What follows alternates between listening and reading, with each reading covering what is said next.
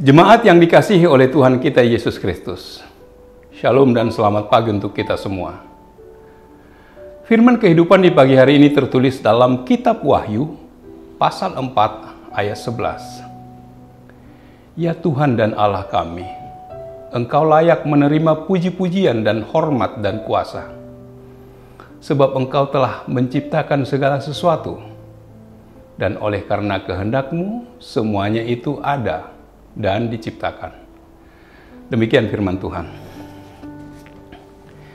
Saudara-saudara yang dikasihi oleh Tuhan kita Yesus Kristus, saat pesan kitab Wahyu disampaikan, Yohanes dan jemaat mula-mula sedang menderita di tangan kekuasaan Romawi. Mereka menolak mengakui Kaisar sebagai Tuhan dan Allah, sehingga mereka dianiaya. Yohanes bahkan harus dibuang dan dikucilkan di Pulau Patmos.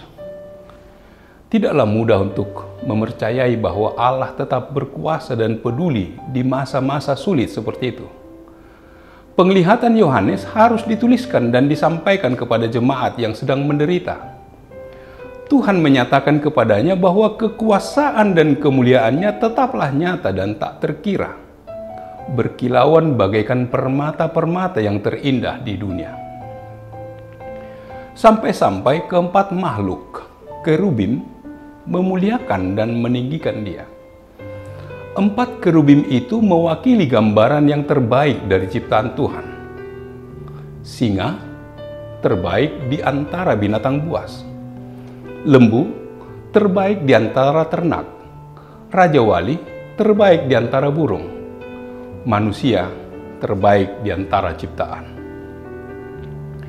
Tidak hanya kerubim, tetapi seluruh orang percaya yang disimbolkan dengan 24 tua-tua juga tersungkur dan bahkan melemparkan mahkotanya sebagai tanda ketundukan dan penghormatan mutlak kepada Tuhan Sang Penguasa Semesta.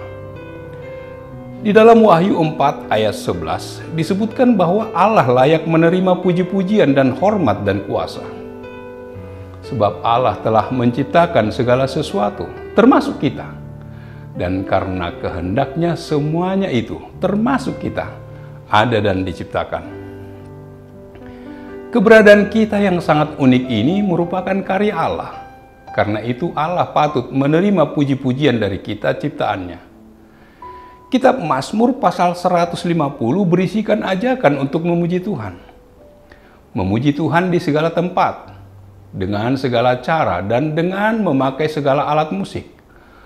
Mazmur itu diakhiri dengan satu perintah. Biarlah segala yang bernapas memuji Tuhan. Haleluya.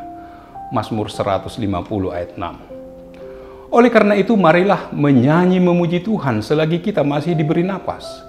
Karena akan datang waktunya di mana kita tidak lagi bisa menyanyi dan orang lain yang menyanyi bagi kita. Tetapi kita sudah tidak bisa lagi mendengarnya. Di dalam 1 Petrus 2 ayat 9 tertulis, tetapi kamulah bangsa yang terpilih, imamat yang rajani, bangsa yang kudus, umat kepunyaan Allah sendiri, supaya kamu memberitakan perbuatan-perbuatan yang besar dari Dia, yang telah memanggil kamu keluar dari kegelapan kepada terangnya yang ajaib. Firman Tuhan ini menyatakan siapa kita sesungguhnya. Di dalam Kristus Yesus, kita telah menjadi umat pilihannya. Kita akan memerintah bersama-sama dengan Dia.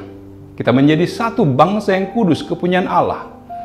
Kita diminta untuk memberitakan perbuatan-perbuatannya yang besar. Salah satunya adalah melalui nyanyian dan lagu rohani yang kita nyanyikan. Kita menyanyi dan memuji Tuhan karena dalam puji-pujian ada kuasa yang luar biasa. Alkitab menyaksikan bahwa dalam nyanyian ada kuasa Allah yang luar biasa. Yang pertama ialah ketika bangsa Israel menghadapi benteng kota Yeriko. Benteng ini berupa tembok yang mengelilingi kota Yeriko, dan tembok tebal itu terdiri dari dua lapis tembok yang berjarak sekitar 4 meter. Tebal tembok luar hampir 2 meter dan tebal tembok dalam sekitar 4 meter. Jadi jika dijumlahkan seluruhnya maka tebal tembok itu sekitar 10 meter dan tingginya adalah 9 meter. Namun ketika bangsa Israel mengelilingi tembok itu 7 hari dan pada hari yang ke-7 mereka menyanyi dan meniup sangkakala, maka tembok yang tebal dan kokoh itu runtuh. Yang kedua adalah yang terjadi di penjara kota Filipi. Dalam Kisah Para Rasul pasal 16 ayat 24-30 dikatakan bahwa Rasul Paulus dan Silas dipenjarakan karena menyembuhkan seorang wanita yang punya kuasa bertenung.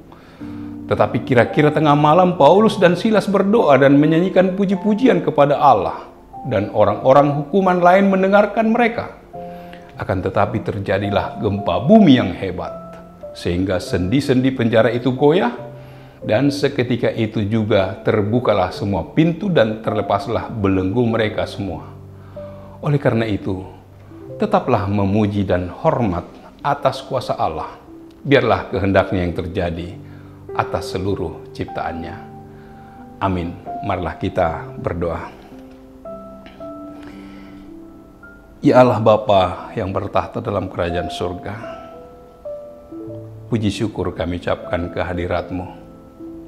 Engkau mengingatkan kami bahwa Engkau layak menerima puji-pujian dan hormat dan kuasa, sebab Engkaulah pencipta segala sesuatu. Oleh karena kehendak-Mu semuanya ada dan diciptakan. Biarlah kami senantiasa memuji memuliakan kebesaran nama-Mu sebagai rasa syukur kami atas tindakan-Mu di dalam kehidupan kami. Engkaulah ya Tuhan yang menyertai kami dalam setiap aktivitas kami satu hari ini. Dalam nama Yesus kami berdoa dan mengucap syukur. Amin. Anugerah dari Tuhan kita Yesus Kristus, kasih setia dari Allah Bapa, serta persekutuan dengan Roh Kudus, kiranya menyertai kamu sekalian. Amin.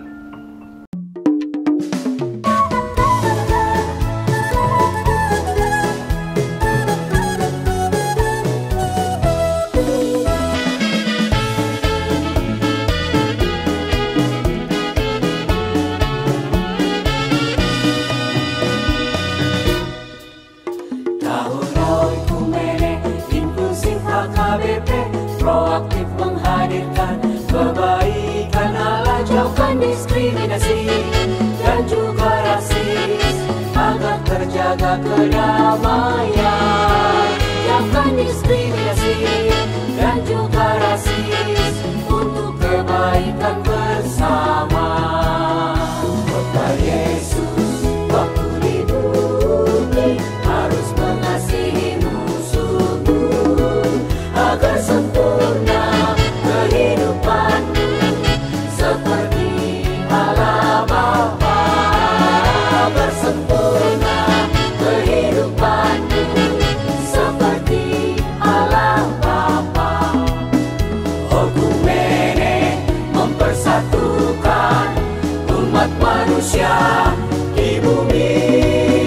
Okumene selalu membebaskan orang tertindas dan termarginal. Kita semua saling mengasihi sesama manusia. Apapun adanya kita wujudkan keutuhan ciptaan Tuhan.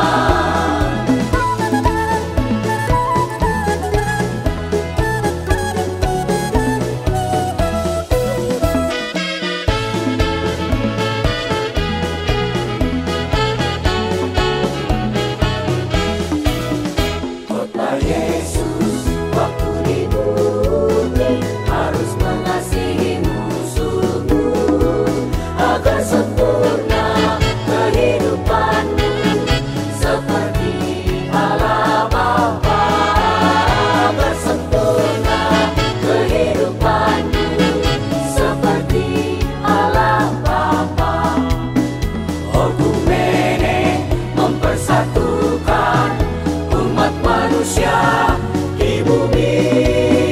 Okumene selalu membebaskan orang tertindas dan termarginal. Kita semua saling mengasihi sesama manusia.